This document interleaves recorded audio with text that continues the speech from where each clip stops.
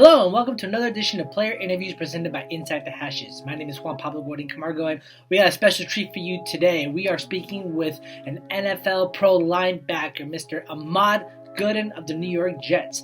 And speaking with Ahmad, we broke down his journey from his home in Alabama to the pros, what he learned under the tutelage of Von Miller during his time with the Denver Broncos, and just so much more. And with all that said, let's jump into it.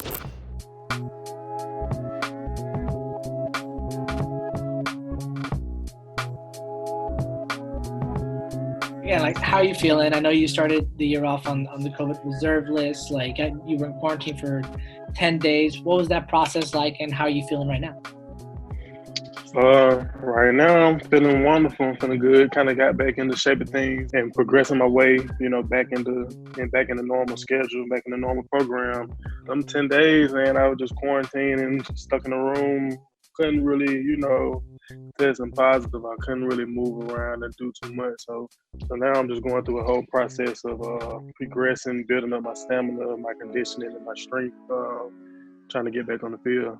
I know you talked that your mom was the one that got you into football in the first place. How much of an impact has she had with regards to where you are now? She just always made sure that if I did anything, I did it to the best of my ability. Always telling me that, it's solely up to me on how I perform. And sometimes I see her on the sideline, especially like when I was growing up playing basketball and stuff, and she'll always give me a signal to tell me to hustle, or she was in the sign language. She was a sign language teacher at one of the institutes back home. So she'll do a certain sign to ask me if I'm okay, or, tell me to be more aggressive, or, just this and that. Let's go into your time at Stanford. What was your expectation of college ball when you first got there? So I just when I went in, it was just a whole new experience. But I mean, the college experience, it was definitely a brotherhood, a lot different than other sports. You just got 100 guys on a team at one point, and all of y'all are just sweating together, going through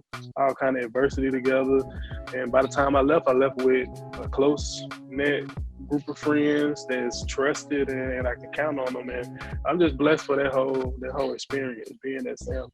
Coming out from college and looking to start your career in pro football, when you got that call from John Elway saying he wanted to sign you undrafted free agent, what was that moment like for you? I was just like, okay, cool.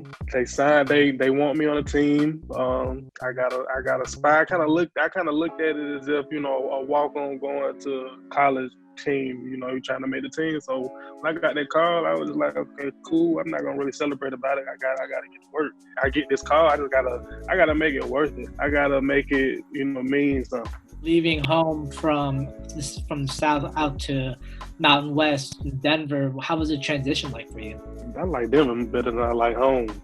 Just the people, the culture, the climate, the mountains. It was a very chill place. I don't know. I kind of felt like a grown up at that time, and at this space I was in. I felt like, okay, this is what being a grown up feels like. Just kind of like picture you're going to training camp. You are now teammates with a premier pass rusher in Von Miller.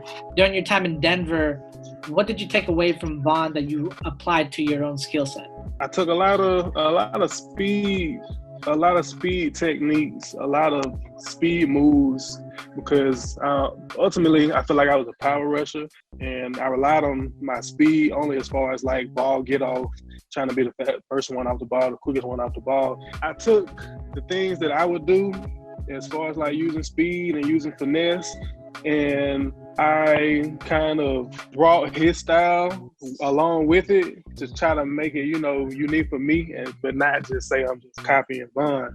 But it was a lot of things I learned from him as far as like, where to put my hands, and the strategic game within the game itself, that one-on-one game of playing chess between the edge player and the offensive tackle. Anytime he talked football, I was all ears. It's hard to have a guy like that in the room and not be all ears.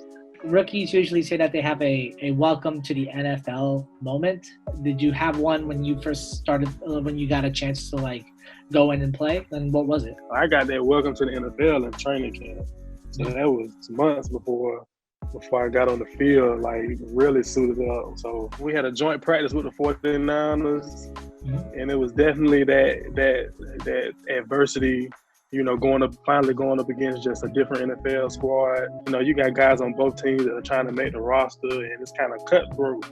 What was the atmosphere like in Mile High Stadium, like in an NFL stadium, when compared to when you played in Stanford? Stanford, you probably only fit like 5,000 people in the stands. And Mile High, you probably can't hear. And then, it's Mile High, you were a whole mile above sea level, that altitude, and with the fans going crazy. It's just surreal when that's when you can say, when you like, dang, I'm in the NFL. When you like in the actual stadium during the actual game, you get that feeling when you're on the sideline looking around, but in the game, it's different. You kind of zoned out. I know that you got your release in mid-December before the season ended. How did it feel like having to like kind of progress, like coming off the team, and what did you do afterwards? I was in Denver for a little while. I just know that, it's business, things like that happen. The thing about being in the league is just being able to survive and learn from where you were previously and try to enhance yourself, focusing on the things that you could have done better in one place, moving on to the next. And I'm just happy I got another opportunity here in New York. What's some advice that you would give to other UDFAs that you might encounter going forward? First off, believe in yourself. You got to believe in yourself. There's going to get times when you're comparing yourself to other guys, your talents, your measurables. There's going to be times that you're going to mess up. You're not going to get everything right as far as techniques and plays, especially when you're getting into camp. It's going to be days, everybody not going to have a good day. Got to look at your surroundings and observe and see where you can stick out. Now we're heading into the lightning round of our interview.